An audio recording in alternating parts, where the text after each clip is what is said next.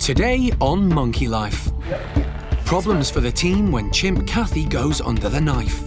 She's carrying a bit of extra fat, shall we say. So if I put her on a level, the weight of the excess fat in the abdomen presses on the diaphragm and stops her breathing efficiently. Woolly monkey Lena is pregnant, but who's the daddy? The father could be Oscar, who she's living with at the moment. However, there's also a possibility that it could be Bueno. And as the team prepare for a new arrival, hopes that Oisin will act as a surrogate mum. Hopefully Oisin has got maternal instincts, and the only way to find out is to wave a baby under her nose.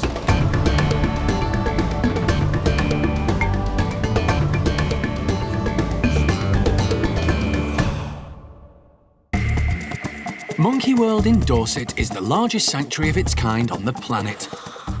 For 25 years, the team have been rescuing and rehabilitating primates from all over the world.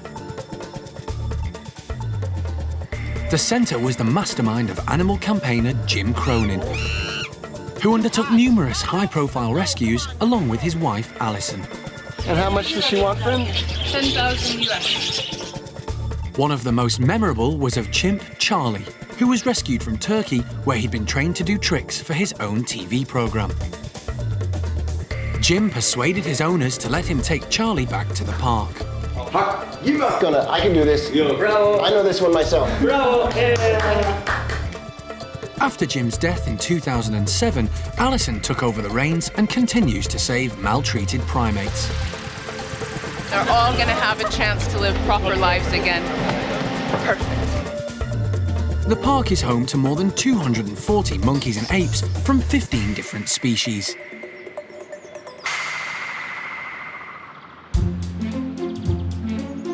One of the first groups to be established at the park was Paddy's chimpanzees. 6 members of the group have been here from the very beginning. Paddy himself, along with Beth, Cindy, Mickey, Zoe, and Buster. They were all rescued from Spain, where they were being used as photographers' props. But today, all eyes are on another member of the group who's been having dental problems. Kathy! Oh, good girl.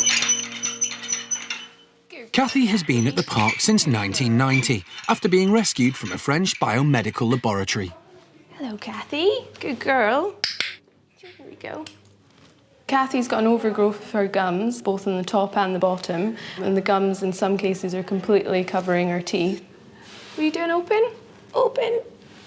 We're not quite sure what causes it. It's a little bit of a mystery. There's no evidence that she's in pain. I think it's definitely getting to the point where it's uncomfortable for her, because at the bottom, maybe she'll do an open for us, you can see that it's really growing over her teeth. So when Kathy's eating, it only gives her a really small groove for her tongue to go through. So it has got to the point where we're going to have to do something about it. The team have decided to operate, and they've called in wildlife dentist Peter Cortez. We're going to have a look, and we're going to reduce the size of the gum because it's interfering with the eating now. The cause, well, we don't know what the cause is. Usually, in humans, it's medication. A medication for epilepsy or contraceptives or pregnancy can cause these isolated areas of very swollen gums. But we'll have to cut them back because she's having difficulty in chewing now. But before Peter can get down to business, Kathy needs to be anaesthetised. So wildlife vet John Lewis, animal director Jeremy Keeling, and the park's vet Mike Nathan head down to her enclosure. She's been kept inside away from the other chimps in her group, who can sense something is wrong. Well, they probably do know something's going on. I mean, one's been locked away on her own. I turn up. You can add 2 and 2 together and come up with something unpleasant. Yes. It's down to the primate care staff to give Kathy the anaesthetic. They're the ones that are trained her to accept hand injection. And the last thing in the world she wants to see is me, because I've darted her in the past and she'll smell a rat. So I'm just keeping out of the way. If they can't hand inject her, then okay, I'll use a blowpipe. But I'm just, keeping out of the way. Putting any animal under anaesthetic is risky, not least a 30-year-old chimp. There's no anaesthetic, be it for chimps or giraffes or yourself. None of them are 100% safe. So if you can avoid anaesthesia, you do. Or conversely, you need a good reason to anaesthetise an animal because, you know, things happen and occasionally you have a problem. Once Kathy is safely asleep, the team need to get her to hospital as quickly as possible. The rest of the group are still agitated. They're a close-knit bunch and very protective of each other. At 77 kilos, Kathy is a heavy chimp, so she's not easy to manoeuvre. You happy with that? No, that needs correcting, Jeremy. Push her further in. Right, then we can straighten her head up. You happy with that? I'd like something there, actually. Just a roll. That's good. That's good. Yeah. Peter wants Kathy to lie on her back for the operation, but John is wary because of her size. Peter, we'll try her on the back. That may not work for us. We're going to have the table sloping down, so this end is up a bit and that end is down a bit. Sloping the table. Either way, we want that end down. All right. Whoa, whoa, whoa. You guys are going off on the side. Hey, that's it. That's good, that's good, that's good. She's carrying a bit of extra fat, shall we say. So if I put her on a level, or even head down, the weight of the excess fat in the abdomen presses on the diaphragm, stops her breathing efficiently. But also it presses down on the main vein returning blood to the heart. So you end up with lungs that are incompletely filled with air and incompletely supplied with blood. That's why we're sort of aiming her down, so the weight of her guts are not pressing on the bottom of her lung or the vein that returns blood to the heart. If I take the head, other people can take other bits, please. Over her back. That's right. Can we centre her? Yeah. Okay. Once Kathy is in position, Peter can examine her gums. Just have a look, can I, please? Yeah. So she's pink. But it's not good news. This is not swollen gums. This is ossified fibroma. What looks like overgrown gum certainly is gum, but underneath that overgrown gum, there's bone, abnormal bone. So it will take a lot longer to get the excess tissue away. Scalpel, please. We are going to take away the bony growth and have to try and reconstruct the gum afterwards. Kathy's gum problems are more serious than first thought. The operation isn't going to be straightforward.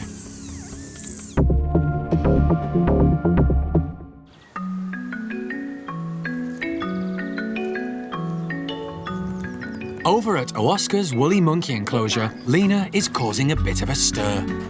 Lena! Staff are pretty sure she's pregnant, which is great news as woolly monkeys are seriously endangered, both in the wild and captivity.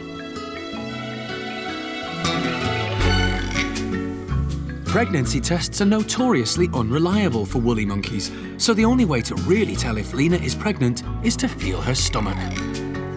She doesn't mind it whatsoever. We have been working on her quite a lot recently, trying to get her used to the sensation of us prodding around in there. So yeah, she doesn't mind it as long as she gets lots of treats in return for it. She really doesn't care. We're feeling for anything that may indicate a baby, so what we tend to find with the woolly monkeys is that very early on in the pregnancies the stomachs become very, very tight and enormous, and then we tend to think that they're much later on in the pregnancy than they actually are. They keep us hanging on for months and we're saying any day now, and it never usually happens when we think it's going to. Woolly monkeys are extremely difficult to breed in captivity, but Monkey World has been very successful. It's the only place in the world at the moment where numbers have been increasing. However, staff aren't sure who the father of Lena's baby is. The father could be one of two different males. First of all, it could be Oscar, who she's living with at the moment. However, there's also a possibility that it could be Bueno, who's the male that she was living with previously. So obviously we're not going to be able to tell that until she gives birth, and then we can work back on the dates and see who the dad is. Bueno arrived at the park in 2005 and has already fathered 3 children. Julio, Inca And latest addition, 3.5-month-old Enzo. Bueno is well respected in his group and seems to be popular with the females. Oscar, on the other hand, arrived just a few months ago from Basel Zoo in Switzerland. He's important to the woolly monkey breeding programme at the park because he's unrelated to anyone else here and until now hasn't been a dad. Oscar is wild caught. He was born in the wild in South America. And like the story with him is that his parents and family were killed for bushmeat, which is quite often the case with woolly monkeys. The babies are too small to be used for bushmeat, so instead, once they've killed the mums, they take the babies away and the babies are sold into the pet trade. If Lena is pregnant and it does turn out that Oscar is the dad, it's probably the best news that we could have hoped for. They are so rare and so endangered that every individual is very, very valuable. At the park's hospital, chimp Kathy's overgrown gums are proving to be a challenge for wildlife dentist Peter Cortez. This is not simple. What we have to do is expose as much of it as we can. And then we're going to have to take away as much of the bone as practical. That's the gum, but when you look underneath it, you can actually see a considerable amount of bone. Peter has discovered that the bone which has grown up around Kathy's gums has actually fused with her canines. This is serious. Peter thinks he might have to remove all 4 of them. All of the canines? All of them. You think it's canine? Well, it seems to be associated just around the canine teeth. There's a little bit around there, but it just seems to be that area. And I've seen this before, and it was just the canine area. The canines? We removed the canine, and the condition hadn't come back now but I can't guarantee it won't come back. Jeremy is concerned this would be a big operation and too much for Kathy, so he calls Alison for her opinion. But we may not do all the canines today. It might be just 2 canines. No point killing her for 4 canines. In the wild, chimps use their large canine teeth to defend themselves as well as for eating. Alison has come straight over to the hospital. She's not happy about Peter's plans to remove all 4 teeth. She thinks it'll be too much for Kathy to cope with. We've done this once before. All 4 canines. I have a problem. She's 30 years old. Is she? Yeah. I'm going to take this one out because it has to go because it's broken. It was fused to the bone. Okay, so one's gone That's anyway. got to go. It's going to go. Is there any guarantee if you remove them that it's not going to come back? There's a greater chance of it not coming back if the canines are gone. A greater chance, but there's no guarantee. John Lewis, what's your vote? My vote is for closing that without removing the upper canine. And once this side is healed up, then do the other. Okay, and then All right. we might get an idea if the condition comes back around that top one. It's pretty bad on the other side as well. Okay, we're not going to be able to address that all on this go. I don't think you should extend it to 4 hours. No, Okay. not push it. Okay. It's dangerous for any animal to be under anaesthetic for too long, and Kathy has already been under for more than 2 hours. In the lower one for you. So, with 1 canine removed, Peter winds things up.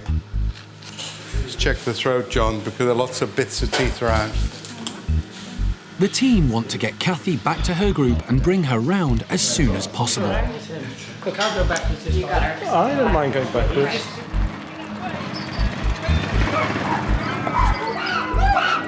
Paddy and the others are excited to see her back. Mind the step. She's put in her bedroom so she'll be more comfortable when she wakes. John continues to monitor her. This is a dangerous time for Kathy.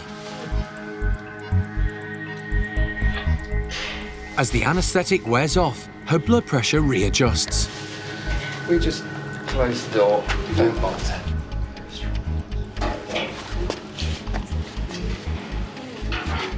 Generally speaking, they wake up quite quickly, but in her, she's had a fairly heavyweight painkiller, and that slows her recovery down, but gives her far greater pain relief. She's just kind of taking her time, which is fine. That's fine. Kathy coughs as she wakes because her throat's dry. This is normal when coming round from an anaesthetic. John is optimistic. She gets a course of antibiotics because there's a risk of infection there. So if it's all settled down in 6 months, we'll then talk about doing the other side. So Kathy may have to have another operation, but for now, she's just going to feel groggy and sore for a while.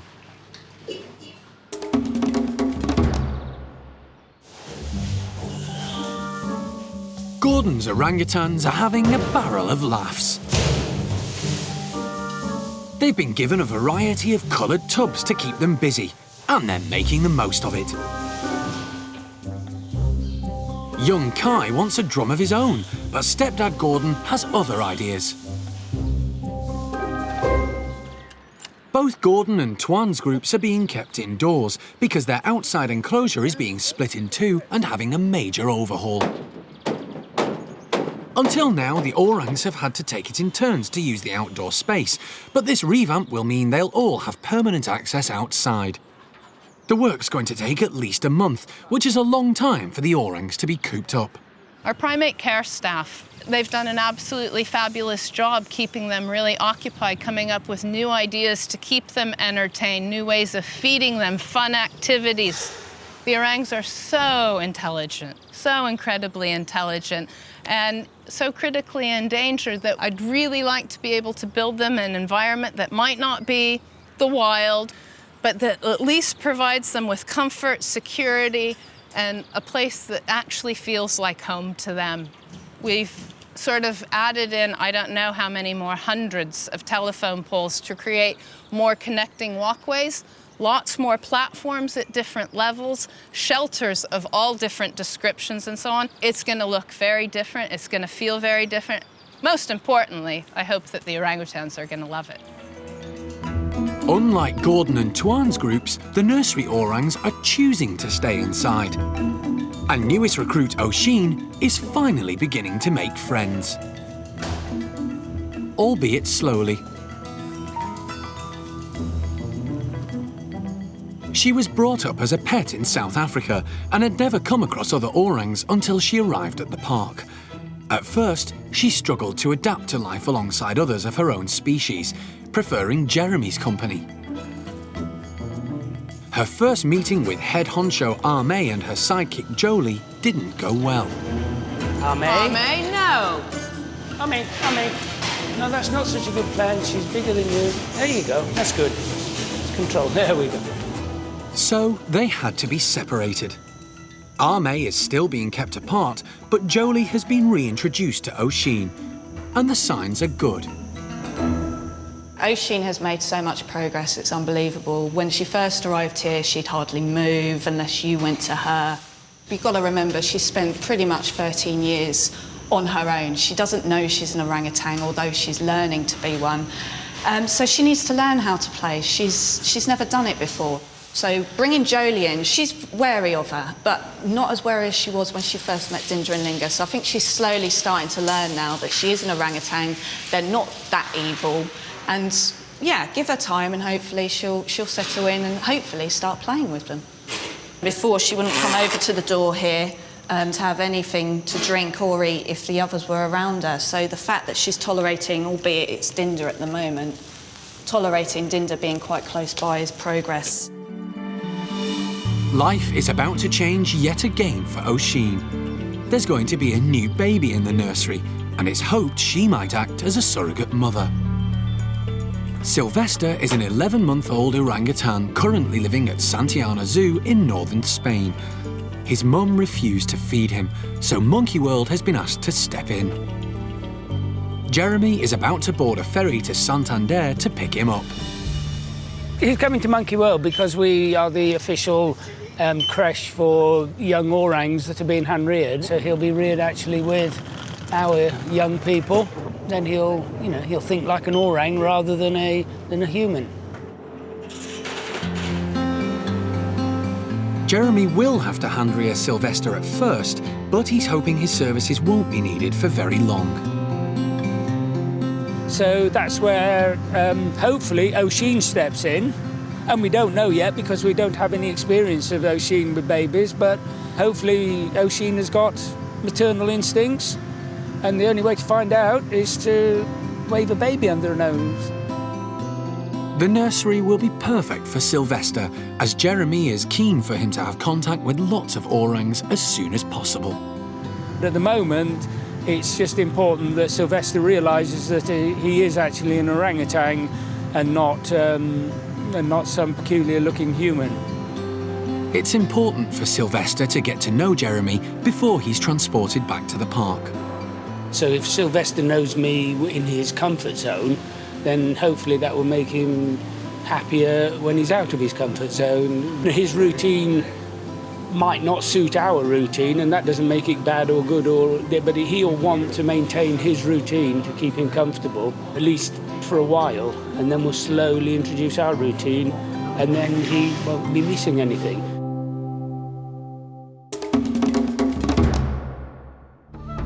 Next time on Monkey Life, Jeremy meets baby Sylvester. I like your haircut. Goodness me. And is up to his knees in nappies. Escape monkey. And after years being locked up, how will chimp Kiki cope with the big outdoors? For 8 years at least, she's been sat in a tiny, tiny cage. So agoraphobia could be an issue.